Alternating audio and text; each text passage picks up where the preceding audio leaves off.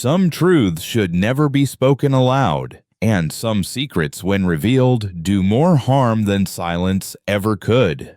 For centuries, the fall of empires, the ruin of leaders, and the betrayal of friendships have all hinged on one fragile thread: a revealed secret. Secrets hold immense power. They can guard us like shields or cut through us like swords. But there are certain secrets, timeless and sacred, that the Stoics knew must be held close, not because they were afraid, but because they were wise. In this journey, we'll uncover 10 secrets the ancient Stoics never shared lightly, and why you too should protect them. These aren't tricks. They're quiet disciplines that preserve your dignity, sharpen your strength, and protect your soul from the noise of the world. Let's begin with the first. 1. The silent battles you're waging behind every calm face. There's a private war. We all carry unseen burdened struggles that shape us, stretch us, forge us in silence. Some of these stories are never told. And that's not weakness, that's wisdom, because not everyone deserves access to the furnace where your strength was born. As Epictetus taught, it's not what happens to you, but how you respond that matters. And often, the most profound responses happen in quiet, unseen by others, known only to your own heart. But does this mean we should isolate ourselves? No. It means we choose carefully who we share with. Not every ear hears with compassion. Not every soul is worthy of your scars, especially in today's world where people are quick to judge, quicker to offer advice, and slow to truly understand. So let some battles remain yours alone. Your silence does not diminish the pain. It elevates the meaning. These battles are not for display. They are medals of resilience, worn within. In an age of oversharing, there is something sacred about discretion. The Stoics lived by this. They didn't expose their inner chaos to the world. They refined it silently. They didn't seek applause for their struggles. They transformed through them. And sometimes the world is not ready to hear your melody. Sometimes the song of your soul is best played in the sanctuaries of solitude. 2. The whispers of self-doubt. Have you ever stood at the threshold of action, only to freeze not from fear of failure, but from a voice whispering, "Who do you think you are?" These whispers, soft but persistent, live deep inside us. They're not facts. They're echoes of old wounds, and yet we often feel tempted to say them out loud, hoping someone will quiet them for us. But the Stoic knows that search is inward, not outward. Your doubts are yours to wrestle, not to crowdsource, because once spoken aloud in the wrong space, those doubts don't disappear. They multiply. They become fuel for judgment, mockery, or worse, unsolicited advice from those who don't know your path. Instead of seeking validation, a Stoic seeks understanding. Engage with these voices in the silence of your own mind. Observe them, challenge them, question their authority. Not all thoughts are worthy of belief. As Marcus Aurelius wrote, "If you are troubled by something external, the pain is not due to the thing itself, but to your estimate of it. So ask, is this thought true? Is it useful, or is it simply white noise?" In a world where every emotion becomes a tweet, a confession, or a performance, protecting your doubts becomes an act of inner sovereignty. There is great strength in keeping certain thoughts sacred between you and your journal, your breath, your awareness. And when you do speak again, let it be with conviction, not confusion. Sometimes the quietest work we do is the most important, the repairing of the leaks in our own vessel. before the world ever notices it's taking on water, especially when it comes to self-doubt. Those slippery, silent voices need your full attention, not the crowd's. Why invite an audience to watch your boat sink when you could be sealing it back up in peace? Let's continue the path of discretion, the Stoic way, with the next two lessons. 3. Your future plans. Have you ever sensed it? That strange pressure when others stare, waiting for your next move. There's a strange power in withholding it, in keeping your aspirations guarded, not for secrecy's sake, but for strength. Your goals, your ambitions, they are seeds, not for display, but for cultivation. In a world where oversharing is encouraged and status updates are expected, the Stoic walks a different path, one where actions replace announcements and growth is done in silence, not in spectacle. History teaches us the dangers of premature exposure. Napoleon Bonaparte, brilliant strategist, fearless commander, fell not only to enemy armies, but also to his own overconfidence. His boasts gave his enemies time. His declarations gave them opportunity. Waterloo was more than a battlefield. It was a consequence of revealed ambition. And look at men like Howard Hughes, eccentric, brilliant, and obsessively private. His ventures, though vast, were shrouded in mystery. Competitors never knew what move he'd make next, and that unpredictability became his armor. Why does discretion work? Because when no one knows your plan, no one can sabotage it. When no one expects a move, you retain the element of surprise. You're free to change direction, adapt to new winds without explaining yourself. Seneca reminds us, if a man does not know to which port he sails, no wind is favorable. But knowing your port doesn't mean broadcasting your voyage. Sometimes the strongest course is the one kept closest to your chest. Holding your future close doesn't mean you lack faith in it. It means you protect it, shield it from noise, envy, judgment, and pressure. It gives you the grace to fail privately and the power to succeed quietly. Think of your plans like embers in your hand, too much air, and they flicker out. But held gently, they ignite into steady flame. Let others see the fire when it's burning bright, not while you're still trying to spark it to life. Even the most brilliant of intentions can wither when exposed too early. So honor your process by safeguarding your path until it is strong enough to stand in the sun. 4. The temptation of excessive comfort. This one is subtle. You make a small sacrifice, waking up earlier, taking a cold shower, walking in the rain instead of calling a cab.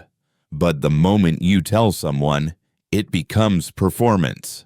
The Stoics warn us when virtue becomes vanity, its power dissolves. We live in a time where struggle is turned into content and discipline into trend. But true growth doesn't seek applause. It seeks transformation. The next time you choose discomfort, do it without witnesses. Skip the post. Skip the story.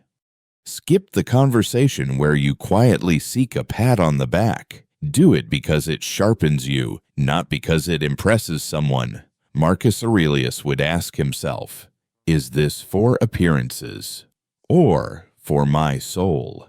It's a question we all must ask. Even Alexander the Great, ruler of a vast empire, slept on the cold earth beside his soldiers, not for show, but to remain grounded, humble, real. In a world that offered him luxury, he chose discipline. You may not be conquering kingdoms, but your battles are just as real. Choosing to read when you could scroll, choosing the hard truth over the easy lie, choosing to say no when comfort tempts you, yes. These aren't grand gestures, but they forge greatness in silence. And when you walk into those moments of challenge, When you enter the discomfort willingly, do so with your head held high and your mouth closed. For every comfort you resist, you gain resilience. For every step you take beyond what's easy, you take a leap into who you're meant to be. Comfort has its place, but it was never meant to be our master. It was meant to be earned after effort, not in place of it. So keep those silent rituals sacred. Let your discipline be something the world senses, not something it sees. Let the strength be internal, the reward personal. Mountains do not rise from comfort. They rise from pressure, from fire, from time. So let yourself rise too. Not with noise, but with quiet power. Because at the end of the day, what matters most isn't how loudly you live. It's how deeply. There are parts of us we often overlook, not because they aren't important, but because they feel too tender to face. 5. Your vulnerabilities and weaknesses. Every great hero has a hidden wound. Achilles had his heel. You have yours. I have mine. Our weaknesses aren't shameful. They're simply the parts of us still becoming. But here's the Stoic truth.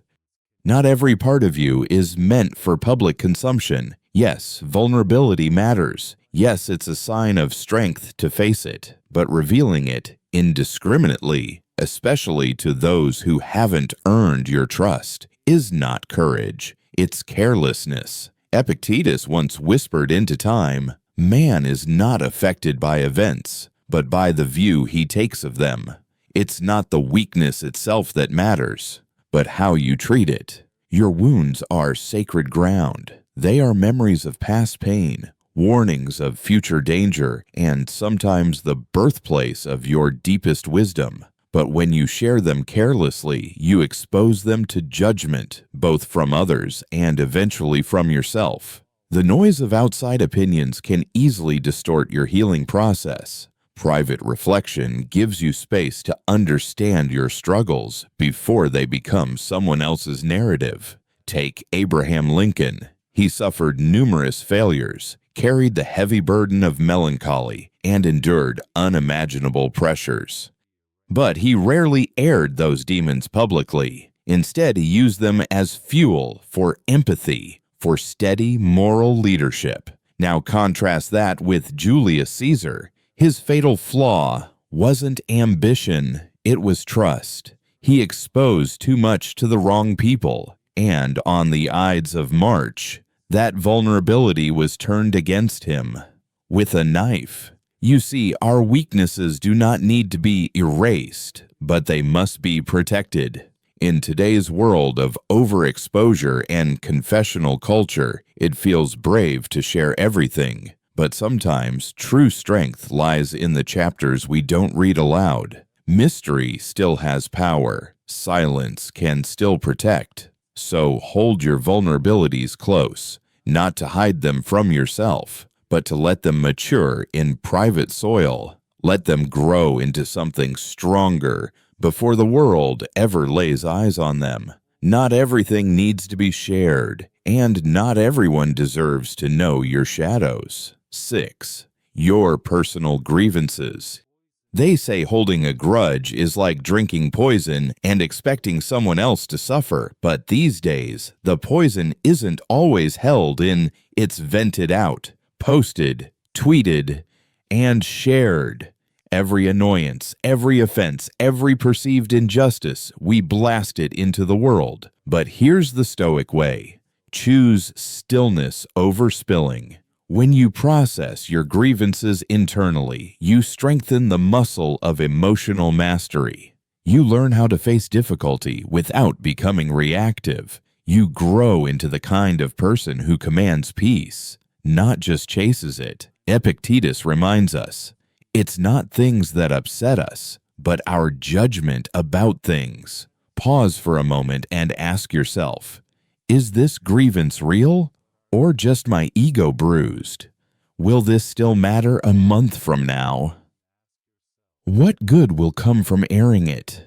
When we overshare our frustrations, we often do two things without realizing it. 1. We perpetuate the anger, reliving the offense again and again. 2. We subtly ask for validation, hoping others will agree we've been wronged, but rarely does that bring peace. What brings peace is resolution. What brings power is stillness. Throughout history, those who couldn't contain their grievances often paid dearly. Aaron Burr and Alexander Hamilton, two brilliant men whose personal rivalry exploded into violence. One died, the other lived with regret. Had either man paused, processed, and chosen silence over escalation, history might have taken a different path. But this isn't just history, it's your life. And every day, you're faced with tiny moments that can either steal your peace or strengthen it. Next time you feel the urge to complain, to vent, or to explain your irritation to someone, pause. Ask, can I hold this with dignity instead of drama? This doesn't mean you should swallow pain endlessly. It means you're choosing to respond rather than react. It means you're choosing growth over gossip, calm over chaos. The Stoics didn't preach repression, they practiced restraint. And in that restraint, they found clarity. You're not avoiding life's friction, you're refining how you meet it. Let others chase validation through noise. You can build something rarer, a mind like a quiet fortress, able to hold pain without spilling it into the world. There's a moment in every person's life when they must decide, will I react in noise, or will I rise in silence? When Aaron Burr and Alexander Hamilton let their grievances fester into violence, they left behind more than tragedy. They left a lesson. Their infamous duel, born from years of public slights and unspoken bitterness, is not just a historical anecdote, it's a stark warning. A warning about what happens when personal resentment isn't dealt with through quiet introspection, but rather fueled by ego and pride. Today, we're told that venting is healthy, that it's therapeutic to air our grievances, to let it all out. But what if that instinct is misguided? What if true strength lies not in noise, but in restraint? The Stoics thought so. They understood that irritation is fleeting, but words once spoken, especially in anger, can linger like a stain. So the next time you feel your blood rise, try something radical. Don't react. Don't post. Don't vent. Pause. Reflect. Ask yourself, will this change anything, or will it only deepen the wound? Sometimes silence is the loudest answer, and peace, the greatest victory. Now let's explore a different kind of silence, the kind that surrounds achievement. There's a quiet power in success that doesn't need applause. In a world where everyone is shouting their wins, the Stoic chooses a different path, a deeper one. Success to them is not about praise. It's about progress, growth, internal triumph. Yes, it feels good to share good news, to say, I did it, and hear cheers. But when we broadcast our victories too often, they begin to lose their meaning. They shift from personal milestones to public performances, from sacred to spectacle. True achievement doesn't need a stage. It needs a moment of stillness to be savored. Alone. Self-validation is not arrogance, it's clarity, and clarity protects us from the chaos of external opinion. One day they praise, the next they criticize. A Stoic does not waver with either. Remember Icarus? His flight was glorious, but it ended in fire and downfall. Why? Not because he flew, but because he flew for pride. He needed to be seen. The modern Icarus is the one who posts every win, needs every like, and forgets why they started. The Stoic instead holds their success close, not hidden, but sacred. They ask, Does this need to be shared or simply lived? Now let's shift again to something even softer, even more intimate. 8. The quiet desires of your heart. Not all dreams are meant to be shared. Some are too fragile, too sacred to be exposed to the noise of the world. Maybe it's the wish to write a novel no one knows you're drafting. Maybe it's the yearning to learn the cello, or travel alone, or build something no one understands yet. You think, if I share it, it becomes real. But too often, what becomes real is the judgment, the confusion, the unsolicited advice, and suddenly, the dream isn't yours anymore. Desire needs silence to grow. Like a seed beneath the soil, it must remain untouched by the harsh winds of opinion. Socrates, one of history's greatest minds, never wrote a single word. His thoughts live through Plato. But that absence makes his wisdom all the more mysterious. What did he believe? What desires did he never voice? We'll never know. And maybe that's the point. Silence isn't secrecy. It's sovereignty, a reclamation of what is yours, your griefs, your triumphs, your dreams. Hold them close, let them ripen in the dark. And when they are ready, they will speak for themselves, not in words, but in the quiet force of your presence. And here's something often overlooked. When we speak less of our successes, we leave room for others to feel seen too. Not overshadowed, not compared, but simply witnessed as they are. This humility invites connection, not competition. In a time where comparison is a reflex, Stoicism teaches us presence, and presence isn't loud, it's felt. It says, I don't need to prove anything, I know who I am. So the next time you achieve something meaningful, a promotion, a healed relationship, a personal goal met in quiet, try this. Close your eyes, smile to yourself, and just be with it. No announcement, no broadcast, just that sacred moment between you and your growth. That's the Stoic way. And as for those quiet heart whispers, the dreams no one knows about, remember, their power lies in their purity. They don't need to be explained. They just need to be nurtured.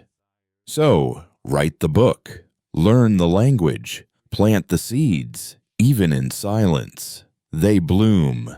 Some treasures lose their brilliance the moment they're exposed to the crowd, but others become more powerful in the stillness of your heart. Not every thought needs a voice. Not every dream needs validation. In a world where everything is curated for display, from meals to milestones, there is deep wisdom in safeguarding the dreams you haven't yet shared. Let them live and breathe in silence. Let them grow in the dark like seeds gathering strength. Because when you nurture something quietly, without noise or expectation, it grows on its own terms, resilient and real. Your private hopes, your silent prayers, your vision of the life you want to create, these are not for public debate. They're sacred. And until they are strong enough to weather the winds of doubt and criticism, they are best kept close to your chest.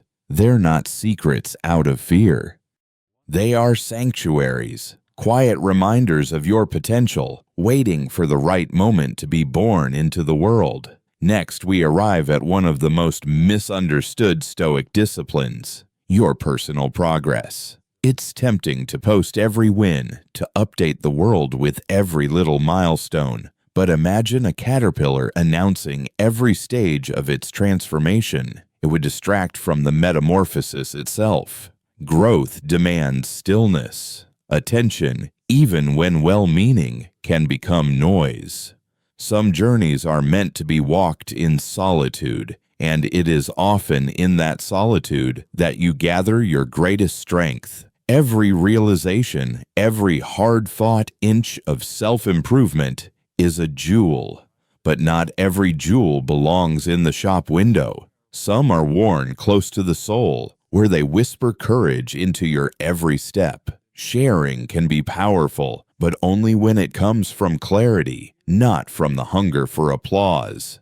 As Seneca reminds us, as long as you live, keep learning how to live. He didn't say, keep proving to others that you're growing. True transformation needs no announcement. In time, the results will speak. And now, we arrive at the final, most intimate realm, your emotions. In this era of instant updates, people are encouraged to wear every emotion like a badge. Tweet it, post it, story it. But what if? The greatest strength is in feeling deeply, silently. Stoicism doesn't teach us to suppress emotions, but to sit with them, to understand them before we hand them to the world. A feeling shared too soon becomes diluted by others' projections, but a feeling held and reflected upon, that becomes wisdom. Think of Marcus Aurelius, the emperor of Rome, yet his most vulnerable thoughts weren't speeches or manifestos. They were private reflections, whispered only to himself. We now call them meditations, but in truth they were never meant for us. And maybe that's why they resonate so deeply. The world praises the quick to react. But the Stoic knows real strength is in the pause, in allowing the wave of emotion to rise, crest, and settle. Only then, from that still water, does understanding emerge. So when joy bursts forth or sorrow weighs you down, ask yourself, is this feeling ready to be shared? Or is it asking me to sit with it a little longer? Because not all feelings are meant to be posted. Some are meant to be felt, fully, quietly, alone. And that is not weakness. That is power. Thank you for walking this entire journey with us. If you found even a single insight today that stirred something within you, that made you pause, reflect, or simply breathe deeper, then this conversation has served its purpose. Before you go, share in the comments. I choose silence. Let it be your commitment, not just to fewer words, but to more meaning. And if this message has touched you, do like, comment, and subscribe. We're building a community of thinkers, seekers of wisdom and depth. You belong here. The path doesn't end here. Tap the next video. Dive deeper. Let's continue this pursuit of stillness, virtue, and strength together.